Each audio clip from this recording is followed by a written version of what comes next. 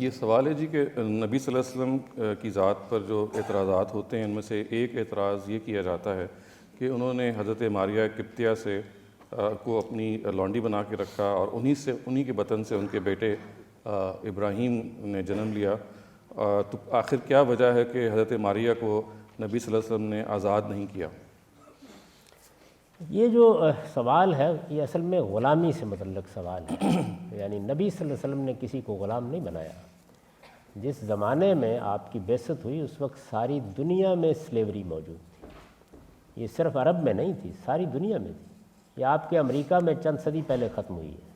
ساری دنیا میں غلام موجود تھے. عرب میں بھی تھے، ایران میں بھی تھے، افریقہ میں بھی تھے، ہر جگہ موجود تھے. عورتیں بھی تھیں، مرد بھی تھے. یہ پیدا کیسے ہوئی غلامی؟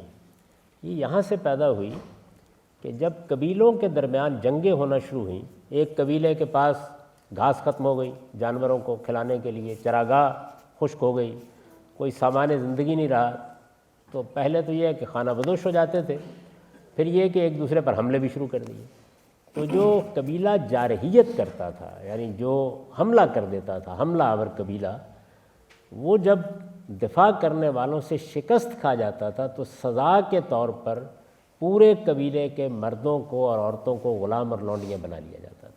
یہ قدیم زمانے میں یہ چیز پیدا ہو گئی.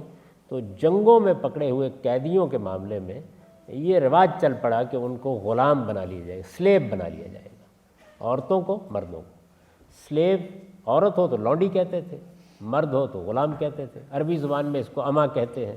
اس طرح کے الفاظ رائج ہوتے. رسول اللہ صلی اللہ علیہ وسلم کے زمانے میں یہ 10-20 نہیں، سینکڑوں ہزاروں کی تعداد میں موجود تھے. عرب میں بھی موجود تھے، دوسرے ملکوں میں بھی موجود تھے. بازار لگتے تھے، باقاعدہ ان میں تجارت ہوتی تھی. تو اب یہ سوال تھا کہ اس کو ختم کیا جائے.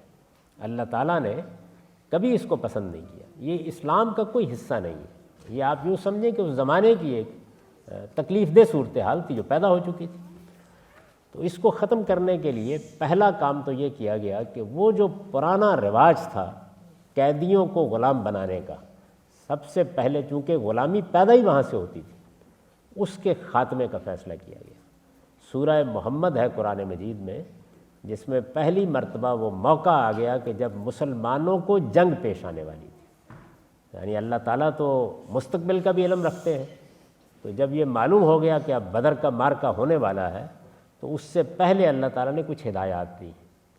ان ہدایات میں یہ بات بیان کر دی کہ اس جنگ میں جب اچھی خون ریزی کے بعد قیدی پکڑے جائیں گے تو قیدیوں کے بارے میں یہ کوئی اب سوال نہیں ہے کہ ان کو قتل کیا جائے یا ان کو غلام بنایا جائے.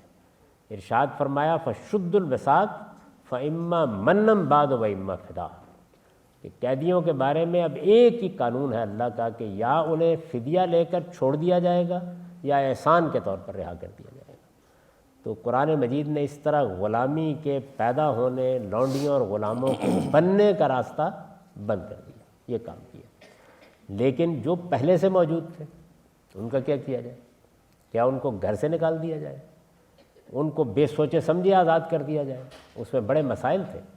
یعنی اگر عورتوں کے ساتھ یہ معاملہ کیا جائے تو ان کے پاس سر چھپانے کی جگہ نہیں رہے گی اگلے دن. یعنی کہاں رہیں، کہاں سے کھائیں، ذرائع کیا ہیں؟ حکومتیں نہیں تھی اس طرح کہ ان کے لیے کوئی بندوبست کر سکیں. تو بڑا مسئلہ یہ تھا کہ اس سے شدید اندیشہ ہے کہ وہ اپنا جسم بیچنا شروع کر دیں گے. کوئی اچھی تربیت بھی نہیں ہوئی تھی ان کی. دوسرا یہ تھا کہ مردوں کو اگر اسی طریقے سے اگلے دن رہا کر دیا جائے جو موجود ہیں، یعنی مزید بننے کا راستہ تو بند کر دیا لیکن جو موجود ہے ان کو کر دیا جائے، تو ان کے لیے بھی یہی سوال تھا. وہ آپ کے گھر میں رہتے تھے، ان کو چھت آپ کی فراہم تھی، ان کو کھانا پینا آپ دے رہے تھے، تو باہر نکال دیا جائے تو کیا ہو ان کے ساتھ؟ تو اس میں بھی یہ سوال تھا کہ پھر کنگلے ہو جائیں گے، بھک منگے بنیں گے، اخلاقی برائیوں میں پڑیں گے. تو ایک گریجول پروسیس اختیار کیا گیا اس کو ختم کرنے کے لیے. تو اس میں لوگوں کو عام تعلیم دی گئی، فک و رقبہ، کہ اگر تم حالات کے لحاظ سے موضوع سمجھتے ہو تو جن کو آزاد کر سکتے ہو آزاد کر دو. ہر ایک کو آزاد کرنا ممکن نہیں ہوتا بعض حالات میں. اسی طرح سے یہ بتایا گیا کہ نفسیات تبدیل کرو، تو نام تبدیل کر دیے گئے. یعنی پہلے ان کو لونڈی غلام کہا جاتا تھا تو کہا گیا کہ نہیں، اب ان کو فتح اور فتات کہا جائے تاکہ وہ نفسیات بدلے ان کے بارے میں. ان کے نکاح کرنے کی ترغیب دی گئی. کوئی 10 باتیں ہیں جو کہی گئیں یہاں تک کہ یہ حکم دے دیا گیا کہ جو خود کھاؤ ان کو کھلاؤ، جو خود پہنو ان کو پہناؤ، بالکل اپنی جگہ پر اپنے اسٹیٹس کے برابر رکھو تاکہ لوگ ڈسکریج ہوں اور ان کے لیے راستہ نکلیں۔ پھر مکاتبت کا قانون جاری کیا گیا کہ اگر کوئی لونڈی اور غلام اپنے آپ کو اپنے پاؤں پر کھڑا کرنا ثابت کر دے تو اس کو لازماً آزاد کر دیا جائے۔ یہ سورہ نور میں بیان ہوا ہے۔ تو غلاموں کو آزاد کرنے کے لیے جو موجود تھے یہ طریقہ اختیار کیا گیا، جو بننے کا عمل تھا اس کو پہلے مرحلے ہی میں روک دیا گیا کہ ہمارے ہاں جو جنگیں ہوں گی اس میں کسی کو غلام نہیں بنایا جائے، کسی کو لونڈی نہیں بنایا جائے گا۔ یہ جو درمیانی عرصہ ہے اس میں یہ کسی طرح موضوع نہیں تھا کہ خدا کا پیغمبر بالکل الگ کھڑا ہو جائے۔ چنانچہ یہ دو خواتین جو لونڈیاں تھیں یہ شاہ مصر نے بھیج دیں، تو رسالت مآب صلی اللہ علیہ وسلم نے اس کو اس وقت کے بین الاقوامی حالات میں موضوع نہیں سمجھا کہ آپ یہ دیکھیے یہ ایسے ہی ہے کہ جیسے آپ مجھے ایک تحفہ دیں اور میں اٹھا کر کسی دوسرے کو اسی وقت دے دوں۔ عرب کے معاشرے میں یا اس وقت کی معاشرت میں ایسا ہی سمجھا جاتا تھا۔ تو آپ نے دونوں پہلو ملحوظ رکھے اور ایک کو دے دیا اور دوسرے کے معاملے میں یہ رویہ اختیار کیا کہ جو میں تعلیم دے رہا ہوں ان کے بارے میں بھی اس کا نمونہ لوگوں کے سامنے پیش کر دوں۔ تو یہ وجہ تھی اس کی۔